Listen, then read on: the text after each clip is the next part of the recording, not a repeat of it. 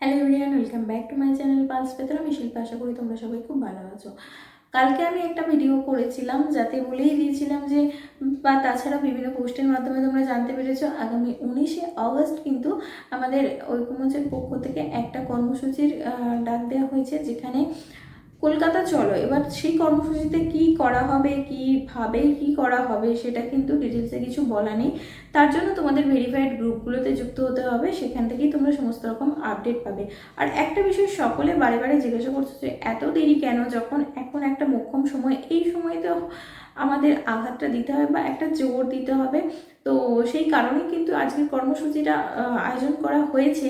কিন্তু এবার কারণটা এতটা ডেটটা পরে কেন, ডেটটা পরে হওয়ার কারণ অনেক কিছু বিচার বিবেচনা করি। এর আগে আমরা যখন বিভিন্ন রকম কর্মসূচি করেছি, যে মানে মিছিলগুলো করা হয়, সেগুলোতে পারমিশন নিয়ে করতে করতে প্রায় 15-20 দিনের একটা গ্যাপ থেকে যায়।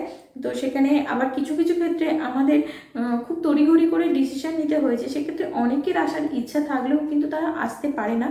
নর্থ বেঙ্গল থেকে যারা আসেন বিশেষ করে তাদের কিন্তু একটা ট্রেনের টিকিটের ব্যাপার থাকে, তারা হুট করতে ডেট ঠিক করলে কিন্তু টিকিটটা পেয়ে যায় না। এবার অত দূর থেকে জেনারেলি টিকিট কেটে আসা খুব সত্যিই কষ্টকর ব্যাপার। তার মধ্যেও অনেকেই আসেন, খুবই কম সংখ্যায় সেটা, কারণ সবাই পারেন না। যারা আসেন তাদেরকে আমার তরফ থেকে কুর্নিশ জানাই। তো সেই কারণ, সেটা একটা কারণ।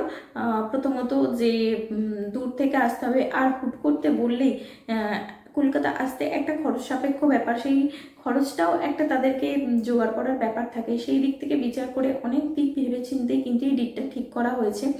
অনেকে 15ই আগস্টের আগে আমরা করার চিন্তা ভাবনা করেছিলাম, কিন্তু 15ই আগস্ট নিয়ে অনেকে একটু ব্যস্ত থাকে, তাই তাদেরকেও, যাদের অনেক টিউশন বা পড়ানো বিভিন্ন রকম কাজের সাথে যুক্ত আছে, তাদের একটা সুযোগ দেওয়া বা তাদেরও একটা সময় দেওয়া হলো যে তারা তাদের কাজটা একটু গুছিয়ে নিক।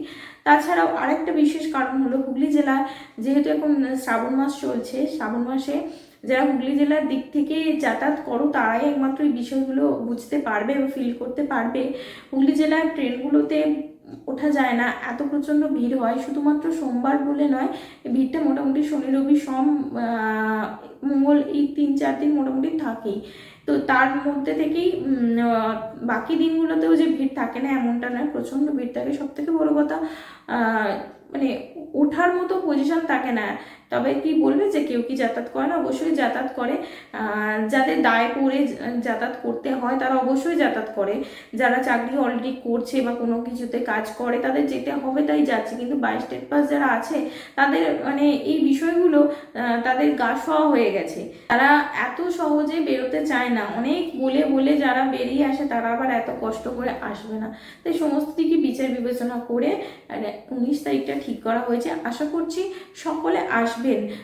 যারা 26 তারিখের উদাহরণ দেন যে 26 তারিখে এত জমায়েত হয়েছিল, 19 তারিখ যেন সেই জমায়েতটা দেখি।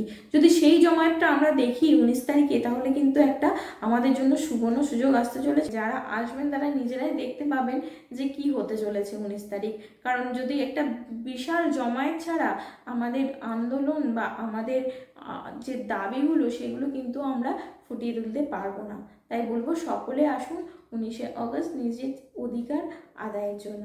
আর একটা কথা, যারা যারা ভাবছো যে শুধুমাত্র এই মুহূর্তে যদি চাপ দেওয়া যায় তাহলেই নোটিশ দিয়ে দেবে এবং আমরা ইন্টারভিউ দেব, সেটা তো ঠিক। তার সাথে এটা কখনো ভেবো না যে আমরা একারাই ইন্টারভিউ দেব। বাকিটা পরে কথা হবে। যারা নতুন ভিডিওটা দেখছো তারা অবশ্যই সকলের সাথে শেয়ার করে দাও, যাতে সবাই ভিডিওটা দেখতে পারে এবং বিভিন্ন রকম তথ্য জানতে পারে। যারা ভেরিফাইড গ্রুপগুলোতে যুক্ত হওনি এখনো পর্যন্ত, তারা যুক্ত হয়ে যাও। যারা ফার্স্ট টাইম দেখছো তারা চ্যানেলটিকে সাবস্ক্রাইব করে পাশে থাকা বেল আইকনটি প্রেস করে দিও, যাতে নোটিফিকেশন সবার আগে তোমার কাছে আসে। সবাই খুব ভালো থেকো, সুস্থ থেকো, আলোয় থেকো, সবুজে থেকো। Thank you so much for watching. Tata.